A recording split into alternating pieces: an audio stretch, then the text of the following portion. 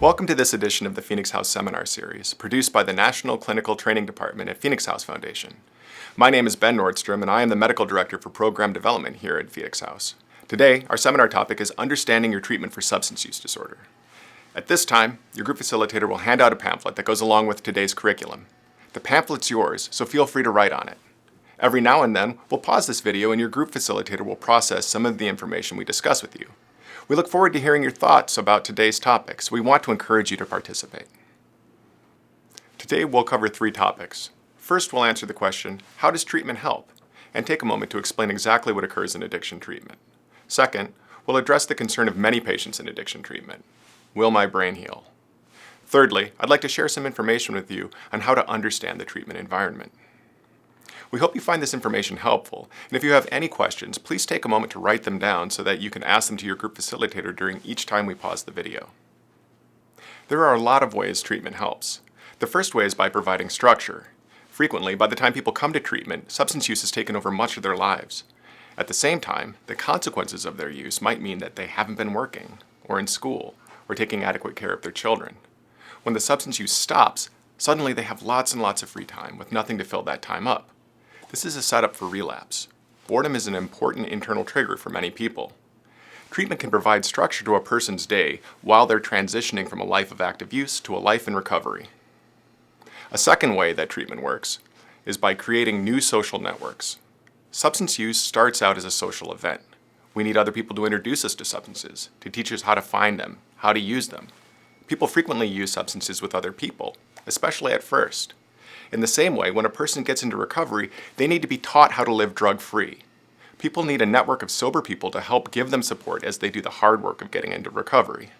A third way that treatment works is by helping people to get familiar with other ways of dealing with bad feelings. Frequently, substances are so effective at making a person feel better in the short term, even if they make them feel worse in the long term, that substance users stop using other coping techniques. This leads people to basically forget how they used to manage bad feelings. Some people, however, started using substances at such a young age that they never really learned adult ways of handling their feelings. These people need to learn, not just relearn, healthy coping strategies.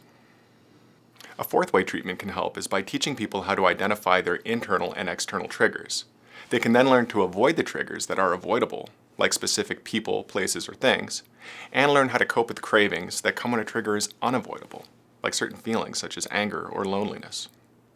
Let's take a moment to watch these personal stories about how people just like you and me have lived with addiction in their lives.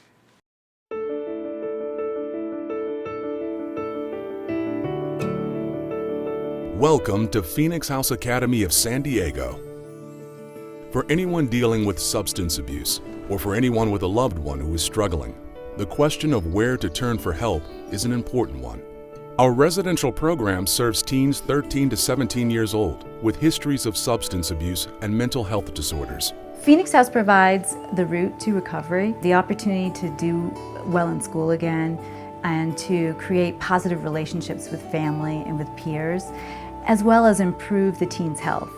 After I was here for a little while, I saw older residents who were just like me, who had been in and out of juvenile hall, who had gotten involved in drugs. Now they were sober, they were going to college, some were working, and I wanted what they had. Family participation is key for a resident's success. They come for what we call family tea, where we have multifamily groups.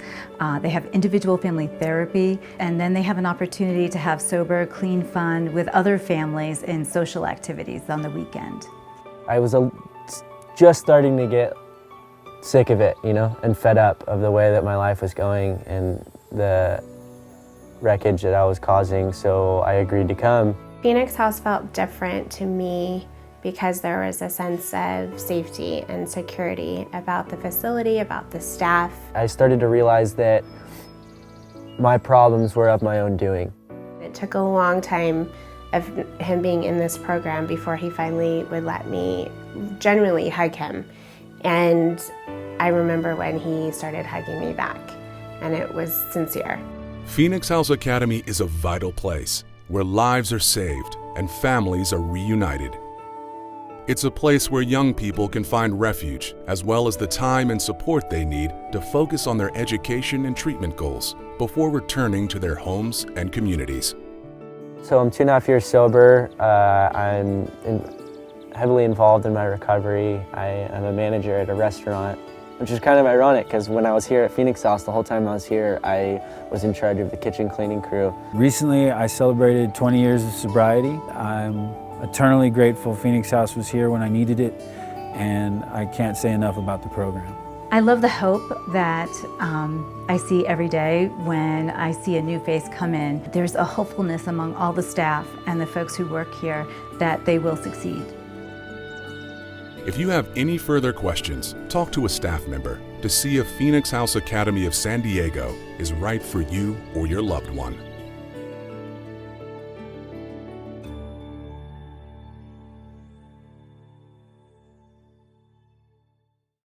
Well, that was a powerful video, and we can all empathize with the people who share their stories. They must be really brave to allow someone to broadcast their stories to strangers like us. But I'm glad they had the strength to do so that we can all benefit from their experiences. There are a lot of other skills and needs that get identified and addressed in treatment. Your treatment plan will be made just for you based on your situation and your needs. Ultimately, in addition to learning or relearning these skills, you need time to pass to allow your brain to return to its normal state before you ever started using drugs. Yes, your brain will go back to normal, but it can take months for this to happen. How long it takes depends on what drugs you used, how much you used, and how long you used them. The good news is that things will go back to normal if you don't use substances.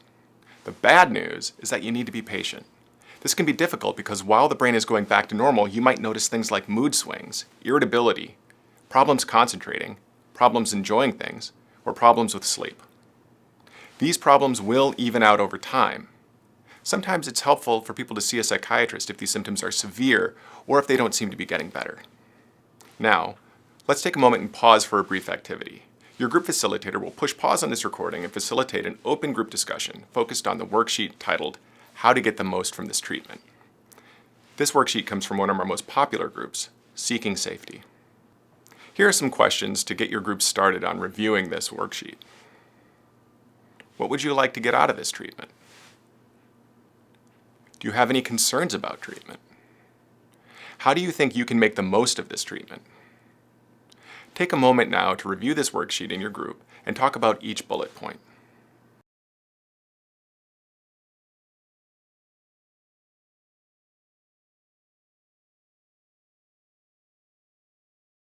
People come to Phoenix House for many different reasons.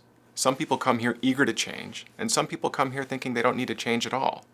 What everyone has in common, however, is because of their substance use and things that have happened in their lives, being here is the best option currently available to them. Right now, you don't need to have everything figured out about how you feel about your substance use, how big a problem it is, or how much you need to change. During this orientation period, we encourage you to keep an open mind and be willing to do the hard work of taking a good look at what brought you to Phoenix House in the first place. As we say in the recovery community, if we keep doing what we're doing, we'll keep getting what we're getting. The fact that you're here with us means that you didn't like all that you were getting. If you try out this new way and don't like it, we guarantee that the streets will still be out there waiting for you, so you have nothing to lose. We encourage you to take advantage of this possibility and try living differently. This place is a laboratory for you to practice new ways of thinking and behaving. The community here is a smaller version of the outside world. You can practice new ways of dealing with feelings, interacting with others, and thinking about challenges.